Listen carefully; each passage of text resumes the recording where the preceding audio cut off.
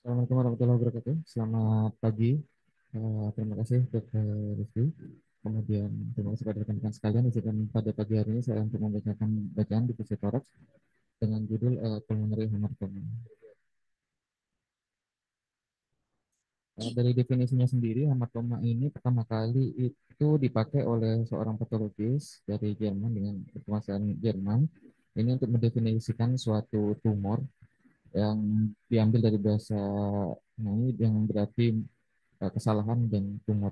Ini merupakan setelah diteliti ternyata merupakan uh, bagian dari komponen-komponen normal yang ada di dalam suatu jaringan tubuh.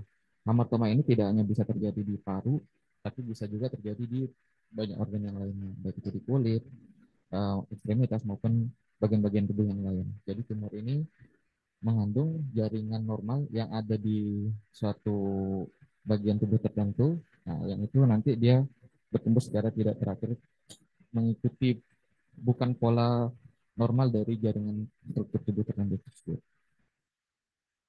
Sehingga dari sudut pandang tersebut, hematoma ini dipandang sebagai suatu malformasi yang jinak atau tumor yang jinak. Bisa terjadi di paru, kemudian otot, termasuk juga ke bagian-bagian tubuh yang lain.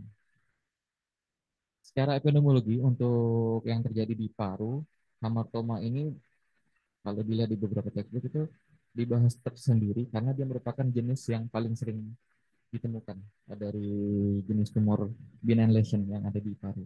Merupakan 3% dari seluruh jenis tumor yang ada di paru, ya, baik itu tumor ganas maupun tumor jinak. Sedangkan untuk sinus nodul, dia ini berkisar 4-7%. Yang mana predominannya ini ditemukan di laki-laki dibanding di perempuan dengan predisposisinya 2:1 sampai dengan 3:1. Untuk peak incidensinya ini biasanya ditemukan di kemudian hari biasanya pada dekade ke-5 sampai dengan dekade ke-7. Jarang ditemukan pada khususnya di bawah itu. Untuk manifestasi klinisnya sendiri, hamartoma ini bisa terjadi baik di perifer maupun di sentral. Yang perifer itu maksudnya ada di pergelangan paru. Kalau yang sentral itu biasanya dia itu ada di endobronkial. Biasanya karena dia ini jenis tumor yang jinak, biasanya dia akan asimptomatis dan biasanya akan ditemui secara insidental pada saat dilakukan pemeriksaan toraks foto ataupun CT scan toraks.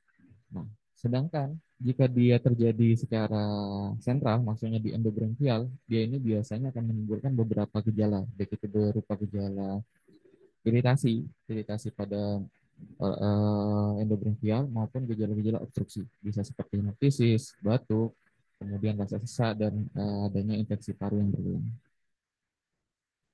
Dan untuk khusus yang sentral atau yang sifatnya ada di endobronkial, ini ada kecenderungan atau bisa bersifat untuk mengancam obstruksi dari airway sendiri.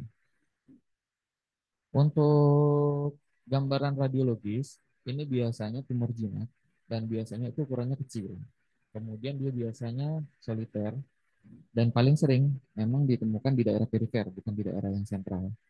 Kemudian dia itu berbatas tegas dan biasanya dia memiliki gambaran khas yaitu popcorn light. Popcorn light ini ditemukan karena dia itu biasanya mengandung jaringan lemak sehingga pada saat diperiksa di waktu di CT scan itu akan terlihat seperti gambaran popcorn. Nah, ini merupakan gambaran khas dari hematoma ini sendiri.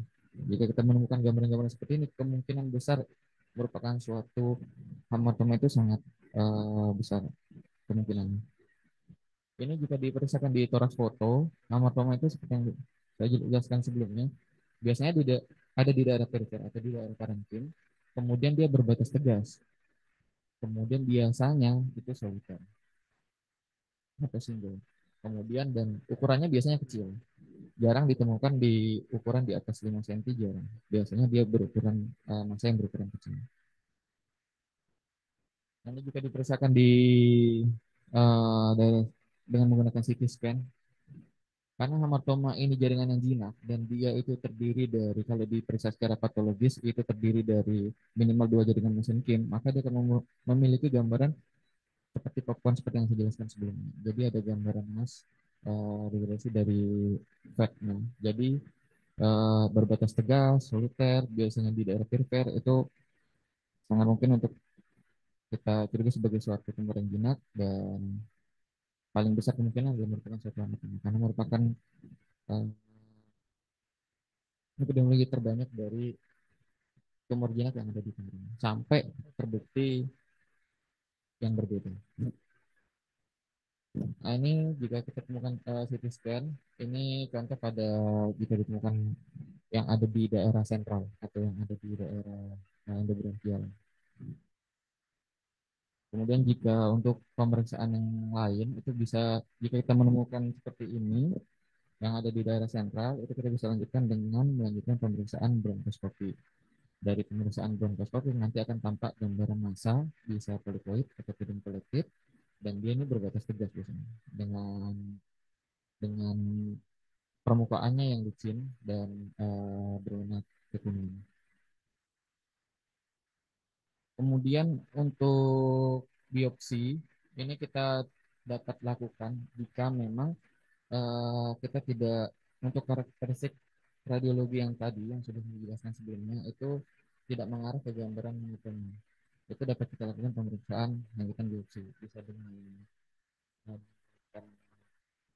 needle aspiration atau bisa juga secara surgical. Untuk dari secara patologis, ini jika dari pemeriksaan secara gross, pemeriksaan makroskopiknya itu eh, dari permukaannya itu bisa berwarna ke abu-abuan. Kemudian dari pemeriksaan secara mikroskopik dia itu akan mengandung jaringan-jaringan yang normalnya memang ada di paru dan biasanya terdiri dari minimal dua jaringan mesenkin atau dua jaringan ikat yang ada di paru. Itu merupakan gambaran khas dari suatu hematoma.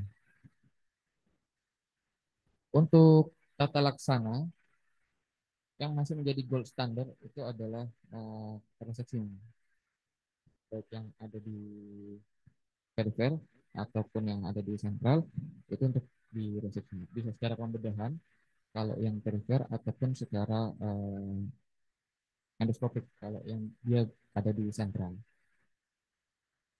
Jarang sekali kita melakukan tindakan lobektomi atau sampai misalkan dengan hematoma. Biasanya hanya cukup dengan melakukan pressure resection. Uh, untuk yang kapan kita melakukan pressure resection saja, kapan kita melakukan lobektomi, jika dia letaknya di perifer, misalkan dia di sepertiga bagian perifer, kemudian ukurannya kecil, kemudian tidak ada keterlibatan endobronkial, ini bisa kita lakukan water section. Tapi jika dia letaknya sudah lebih dalam, kemudian ukurannya lebih besar, itu akan sulit dilakukan tindakan ini sehingga kemungkinan untuk dilakukan suatu tindakan lobektomi ataupun bahkan sampai tindakan penghentian. Untuk yang letaknya di sentral, itu memang pilihan utamanya adalah uh, dilakukan tindakan endoskopik melalui bronkoskopik bisa dengan menggunakan laser. Untuk gold standarnya memang menggunakan laser untuk dilakukan pengobatan. Namun jika tidak bisa dilakukan tindakan ini, bisa kita lakukan reseksi dengan per, uh, secara pembedahan, baik itu dengan cara melakukan slit resection atau dengan melakukan bronkotomi. Tapi utamanya untuk kasus-kasus yang ditemukan di sentral itu gold standarnya adalah melakukan bronkoskopi. Sedangkan untuk kasus-kasus yang ada di perifer atau di parenkim paru itu gold manajemennya adalah dengan melakukan pembedahan bisa dengan laser resection ataupun kalau misalkan tidak memenuhi syarat untuk dilakukan ini bisa dilakukan lobektomi atau penembakanan. Demikian dokter untuk bacaan